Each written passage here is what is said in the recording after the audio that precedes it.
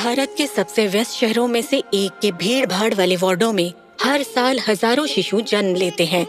कई समय से पहले बहुत छोटे और बेहद नाजुक। दशकों तक उनका जीवन हमेशा खतरे में रहा, जब तक एक डॉक्टर ने इसे बदलने का फैसला लिया। मानवीय दया का अमृत, डॉक्टर अर्मिडा फर्नांडिस। पद्मश्री 2026।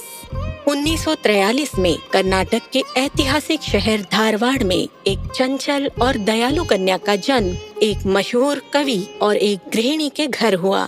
बचपन में मेरी माँ हमेशा कहती थी, गरीबों की मदद करो और भगवान तुम्हें 100 गुना लौटाएंगे।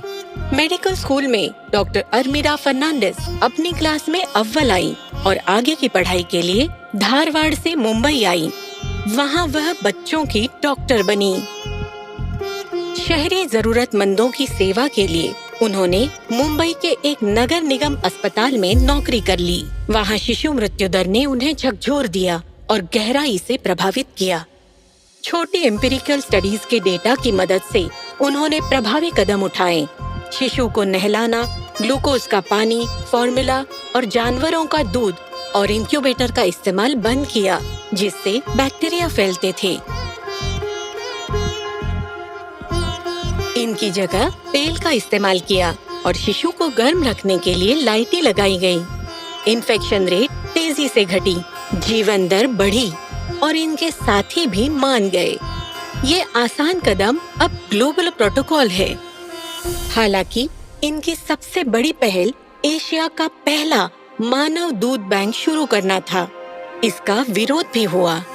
मानव दूध बैंक शुरू करने पर कई लोगों ने मुझे पागल समझा, खासकर प्रशासन ने। जब मुझे स्टाफ की जरूरत पड़ी, मुझे एक एडमिनिस्ट्रेटर को समझाना पड़ा कि भगवान कृष्ण को उनकी माँ ने नहीं बल्कि यशोदा ने दूध पिलाया था। मानव दूध की थोड़ी सी मात्रा भी इन बच्चों के जीवन को बचाने में मददगार साबित हुई। अगले 5 दशकों में अर्मिडा ने 2000 से ज्यादा मेडिकल प्रोफेशनल्स को ट्रेनिंग दी और 3 राज्यों में स्तनपान का अभियान चलाया।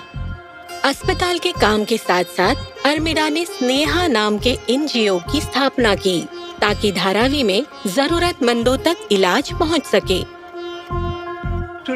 शिशु मृत्यु दर को और कम करने के लिए हमने माताओं के व्यवहार को बदलने पर ध्यान दिया, ताकि वे समय पर अस्पताल आएं और अपने बच्चों की जान बचा सकें। सच्चाई का सामना किए बिना आप हल नहीं पा सकते। चुनौतियाँ अलग सोच चाहती हैं। एक समय मैं जिसे मंथन करना कहती थी, आज उसे इनोवेशन कहते हैं। ये मत सोचो मैं ही क्यों। दुख से बदलाव आता है। हमें सोचना होगा कि उन तक कैसे पहुंचा जाए जो हमारे पास नहीं पहुंच सकते। डॉक्टर अर्मिडा फर्नांडिस, पद्मश्री 2026। कोटि कोटि नमस्कार।